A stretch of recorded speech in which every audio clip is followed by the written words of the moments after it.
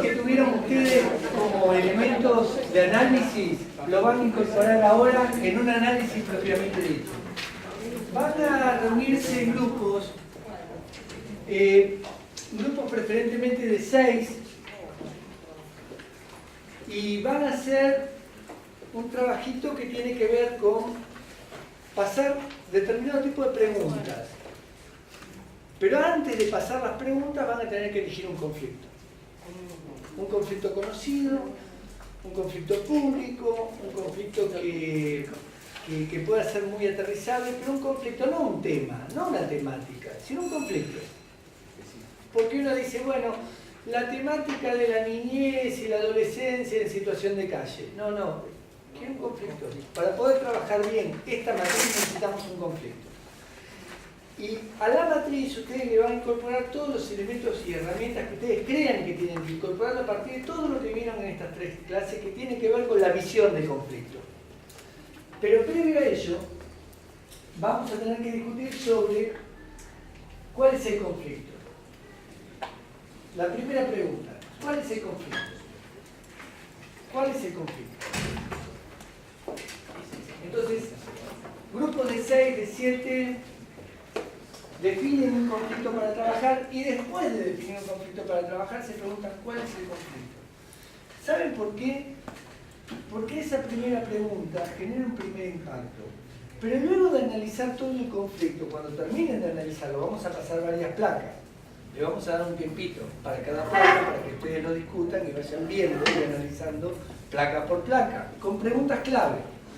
Pero cuando lleguen al final, quizá no sea la misma conclusión de cuál es el conflicto, no qué conflicto eligieron, sino cuál es el conflicto respecto a el principio al final. El principio ustedes pueden caracterizar de un modo de conflicto y posiblemente al final, cuando vean todo el análisis desmenuzado, posiblemente cuando se pregunten cuál es el conflicto al final, no sea el mismo conflicto que ustedes caracterizaron al comienzo. Posiblemente, no es lineal, pero posiblemente. Por eso la primera pregunta es cuál es el conflicto. Antes de preguntarse cuál es el conflicto, elijan un conflicto para trabajar.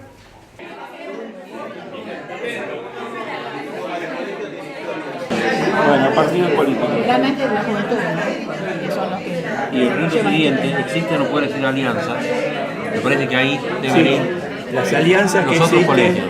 las alianzas que existen con todo el sistema educativo Claro, que acá apoya. vamos a tener de nuevo los dos conflictos, uno subyacente al otro.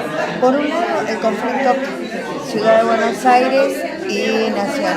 Y por el otro lado, el conflicto de los profesores, los alumnos, de los involucrados directos. Claro. Entonces, acá podemos desdoblar las alianzas. Por un lado, pueden ser las autoridades junto con las autoridades de las escuelas privadas y las escuelas públicas.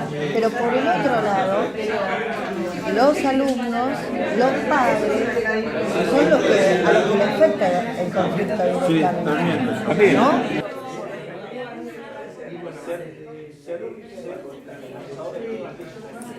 Sí, vamos a hacer la reivindicación del centro cívico para la zona sur, no en un lugar indicado. Está bien. Bueno. No la tomé como mala la oposición. No, no la tomé ciudad de como Buenos malo, Aires. lo que digo es, por alianza, como alianza. La legislatura convocó e interpeló al ministro de Seguridad, interpeló al ministro de Desarrollo Urbano. Todo esto fue motorizado por los legisladores de la oposición, lo llevaron a la legislatura, que rindan cuentas. Desde ese lugar lo pueden tomar como un actor. Los medios también, los medios fueron, unos se pusieron para un lado, otros se pusieron para el otro, o sea que hubo alianzas de medios para un lado y para otro.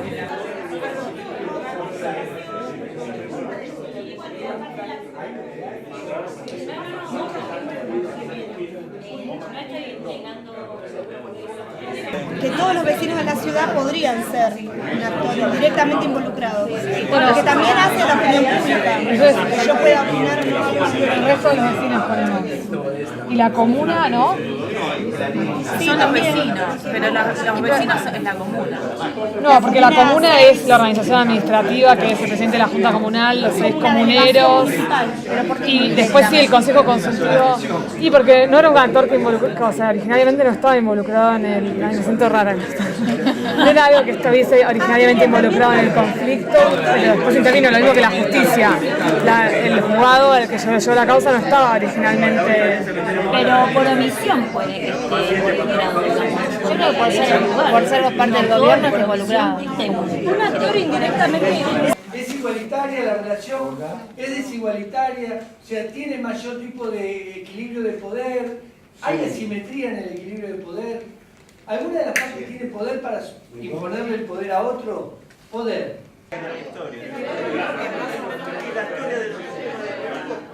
La formación, es decir, lo que tiene que llevar el alumno, no lo conseguís, entonces tu planificación cae, tus objetivos no se pueden cumplir o medianamente cumplir, o sea que el docente se perjudica muchísimo, muchísimo. Si los padres tomaran conciencia de esto, ejecutarían su autoridad de padres y pondrían las cosas en condición, que el problema también está en los padres. Ojo.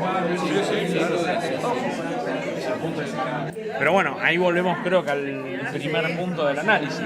A partir de cuándo empieza a tomar notoriedad y cuándo nos empezamos a interiorizar de ciertas cuestiones. Ahí está. A partir de que los adolescentes, que capaz que como un grupo, capaz que el menos propicio o el menos adecuado socialmente como para interpretarlos de que son los que puedan llegar a tomar este tipo de determinaciones, son los que en definitiva por un hecho que capaz que no compartimos las formas, uno comparte las formas puntuales, son las que en definitiva nos llevaron a este punto a ponernos a analizar la situación.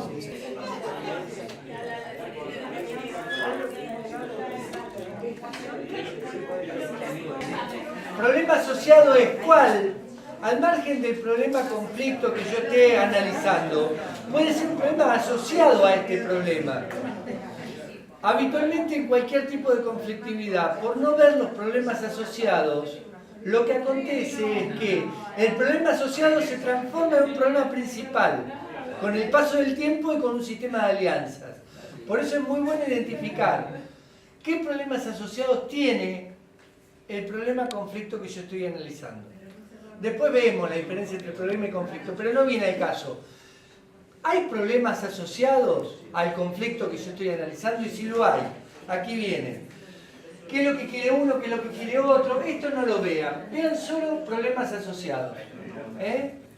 Problemas asociados. Los valores están todos.